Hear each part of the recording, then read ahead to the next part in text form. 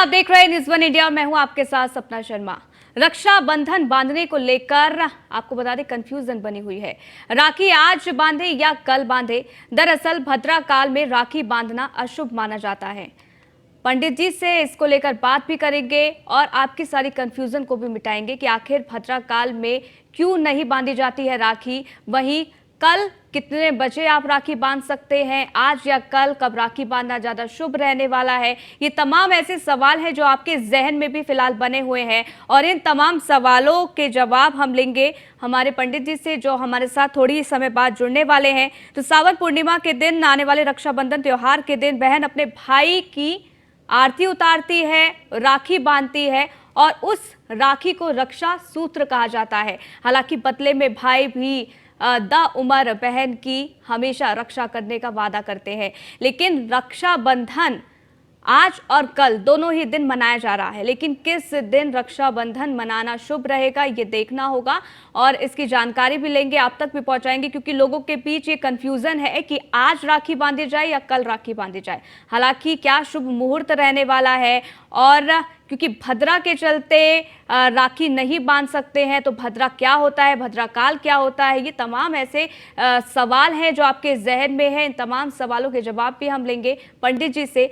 लेकिन फिलहाल आपको बता दें कि रक्षाबंधन का त्यौहार आज भी कई लोग मना रहे हैं। कहा जाता है कि आज के दिन या कल के दिन जो रक्षाबंधन होता है उसमें बहन जो है वो रक्षा सूत्र बांधती है और यहाँ पर भाई भी भेंट में गिफ्ट करते हैं। हालांकि राखी कब बांधना शुभ रहेगा और भद्रा काल में आखिरकार राखी क्यों नहीं बांधनी चाहिए, ये तमाम ऐसे सवाल हैं जो लोगों के जहन में घूम रहे हैं। इसको लेकर लोगों में कंफ्यूजन भी है, लेकिन इस कंफ्यूजन को आज हम मिटाएंगे, इसलिए अंत तक आप बने रहिएगा। क्योंकि भद्रा काल में क्यों राखी नहीं बांधी जाती है, कब तक भद्रा काल समाप्त होगा, कब आप राखी बांध सकते हैं आज के दिन, और कल का क्या क्या शुभ मुहूर्त रहने वाला है, कल कितने बजे तक आप राखी बांध सकते हैं, ये तमाम ऐसे सवाल हैं जिसकी जानकारी हम लेंगे। तो यहाँ सावन पूर्णिमा के दिन, आने वाले रक्षाबंधन के त्योहार के दिन, बहन अपने भाई की आरती उतार कर प्रेम के प्रतीक स्वरूप राखी बांधती है। 31 अगस्त को पूर्णिमा सुबह 7:05 तक ही है। और वहीं आपको बता दें कि मान्यता है कि जब चंद्रमा कर्क, सिंह, कुंभ और मीन राशि में होता है तब भद्रा का वास पृथ्वी पर होता है। आज सावन की शुक्ल पूर्णिमा सुबह 10 बजकर आपको बता दें कि 59 पर रहने वाली है। भद्रा काल आज रात 9:01 पर समाप्त होगा। तो वहीं इसके बाद बताया जा रहा है कि आप राखी बांध सकते हैं। सूर्यास्त के बाद कोई मंगल काम नहीं किया जाता है, इसीलिए 31 अगस्त को राखी मनाना सही रहता है। 31 अगस्त को उदय पूर्णिमा में ही रक्षाबंधन मनाना उचित रहेगा।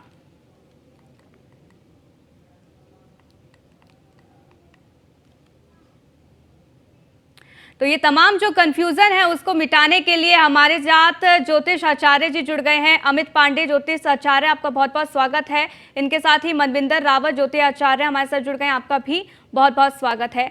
सबसे पहले अमित जी, मैं आपके पास आना चाहूंगी क्योंकि ये कंफ्यूजन है लोगों के दिमाग में भी कि आज के दिन राखी बांधी जाए या कल के दिन राखी बांधी जाए, क्या शुभ मुहूर्त? देखिए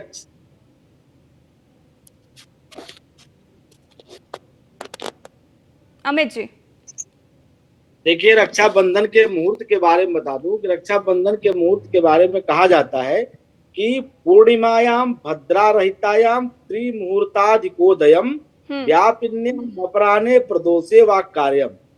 मतलब कि भद्रा काल में पूर्णिमा नहीं मनानी चाहिए। पूर्णिमा कैसी होनी चाहिए? भद्रा रहित होनी चाहिए और कम से कम 3 मुहूर्त, मतलब 3 घटी जो है होना चाहिए उदय तिथि के बाद, सूर्योदय के बाद। इसके अलावा अपराह्न में और प्रदोष काल में, ये 3 शर्तों के साथ पूर्णिमा मनानी चाहिए। सावन की पूर्णिमा के बारे में ऐसा शास्त्रों में कहा गया है, खास करके निर्णय सिंधु जैसे ग्रंथ में, जो कि हमारे यहाँ त्योहार मनाने की तिथियों के बारे में किसी भी संशय को दूर करने का ग्रंथ है। इसके साथ साथ धर्म सिंधु का एक ग्रंथ है जिसमें आया है कि भद्रायाम द्वैन कर्तव्यम श्रावणी फाल्गुनी वा श्रावणी नृपतम हंति ग्रामो दहति फाल्गुनी। मतलब दो ऐसे कर्म हैं जो भद्रा में नहीं करने चाहिए। पहला कर्म है रक्षाबंधन, श्रावणी कर्म इसको कहते हैं, इसको पूर्णिमा, सावन की पूर्णिमा के दिन जो पर्व मनाया जाता है, एक वह भद्रा में नहीं करना चाहिए, इससे राजा की हानि होती है। दूसरा, होलिका का दहन नहीं करना चाहिए, होलिका दहती, होलिका का जो है दहन नहीं करना चाहिए, क्योंकि अगर होलिका के भद्रा में दहन करेंगे तो प्रजा का, गांव का उससे नुकसान होता है, विनाश होता है। तो दो तरह के कर्म को भद्रा में मना किया गया, इसलिए दो कर्मों को नहीं करना चाहिए, धर्म सिंधु में आया है। अब इस हिसाब से देखा जाए तो जो इस बार मुहूर्त बन रहा है वो इस प्रकार है कि 31 अगस्त को जो है सुबह 7:05 तक पूर्णिमा है। इससे पहले 30 अगस्त मतलब आज सुबह से ही 10:59 से पूर्णिमा तिथि आरंभ हो गई है, और जो है कल सुबह 7:05 तक रहेगी।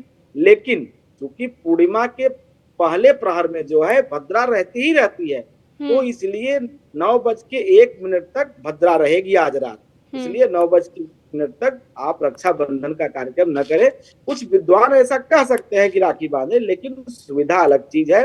और जैसा अभी आपने कार्यक्रम की शुरुआत में बताया कि वर्तमान में आज चंद्रमा की जो स्थिति है उसके हिसाब से भद्रा स्वयं मृत्यु लोक में अर्थात पृथ्वी लोक पे विराजमान है, तो इसलिए जो है आज रक्षाबंधन कार्यक्रम नहीं करना है। कल सुबह प्रातः काल में 5:58 पे सूर्योदय है, उसके बाद 7:05 तक पूर्णिमा तिथि है। कुल 1 घंटे 7 मिनट की आपको तिथि मिल रही है, उसमें आप रक्षाबंधन कार्यक्रम करिए। सुबह सुबह सूर्योदय के साथ साथ आपके कार्यक्रम की शुरुआत हो जाएगी। सबसे अच्छा मुहूर्त है, सबसे अच्छा समय है जी। ठीक है, मनविंदर जी भी हमारे साथ लगातार बने हुए हैं। ये भद्रा काल आखिरकार होता क्या है, क्योंकि लोगों के जहन में ये भी कंफ्यूजन है कि यहाँ पर आज या कल मनाया जाए। हालांकि भद्रा लगने के चलते बताया जा रहा है कि 9:01, जो कि अमित जी भी कह रहे थे कि इसके बाद आप रक्षाबंधन मना सकते हैं, और 31 की सुबह का जो मुहूर्त है। तो ये भद्रा काल आखिरकार होता क्या है, और इस दौरान क्यों राखी नहीं बांधनी चाहिए? देखिए, हमारे सनातन हिंदू धर्म में जब भी कोई वार आता है, कोई त्योहार आता है, तो इस प्रकार की जो भ्रांतियां हैं ना, ये बहुत ज़्यादा चलती हैं। चाहे दिवाली हो, चाहे होली हो, तिथियां बढ़ती हैं, तिथियां घटती हैं, डिबेट होती हैं। जब भी कोई शुभ कार्य किया जाता है तो उसमें हम सबसे पहले पंचांग के 5 अंगों को देखते हैं, वार को देखते हैं, तिथि को देखते हैं, योग को, करण को, इनको देखते हैं, नक्षत्र को देखते हैं कि आखिर कोई काम की शुरुआत अच्छे समय में हो। बहन अपने भाई को रक्षा सूत्र बांधती है। क्या ये रक्षा सूत्र? कहा जाता है कि ब्रह्मा, विष्णु और महेश तीनों वास करते हैं सूत्र में। तीनों देवियां प्रसन्न होती हैं, लक्ष्मी जी, पार्वती जी, सरस्वती जी, इनकी असीम कृपा प्राप्त होती है। अगर इस पर्व को अच्छे समय में बनाया जाए, देखिए मेरी दृष्टि है, एक दृष्टि मेरी सामने जा रही है, एक है मैं ऐसे ऊपर देख रहा हूं, एक है मैं ऐसे नीचे देख रहा हूं। अगर मैं नीचे देख रहा हूं तो वो भी ठीक नहीं है, मैं ऐसे कंटिन्यू ऊपर देख रहा हूं और मैं सामने देख रहा हूं तो फर्क है। अगर मेरा स्वभाव बुरा है और मैं सामने देख रहा हूं किसी व्यक्ति को, तो मैं उसको ज्यादा परेशानी पहुंचा सकता हूं। इसी प्रकार से जो भद्राएं होती हैं 3 प्रकार की, जिसमें पाताल, पृथ्वी और स्वर्ग तीनों का प्रभाव होता है। अब जैसे कुंभ राशि प्रारंभ हो चुकी है, अभी हमारी जो डिबेट है, जो हम बात कर रहे हैं, ये भी भद्रा में कर रहे हैं, और ये भद्रा अभी रात को चलेगी और इसका समय रात को 9:03 तक रहेगा। तो ये कुंभ राशि की भद्रा, जैसा भी आपने बताया स्टार्टिंग में, यानी कि मुख सामने है भद्रा का, यानी कि ये सूर्य की पुत्री, भगवान ये शनिदेव की बहन भद्रा, इनका जो रूप है वो इस प्रकार का है कि उससे डर लगता है, ऐसा वर्णन है। इसीलिए कहा गया है कि किसी भी शुभ काम को भद्रा के दौरान नहीं करना चाहिए। भद्रा से जब ये भद्रा समाप्त हो,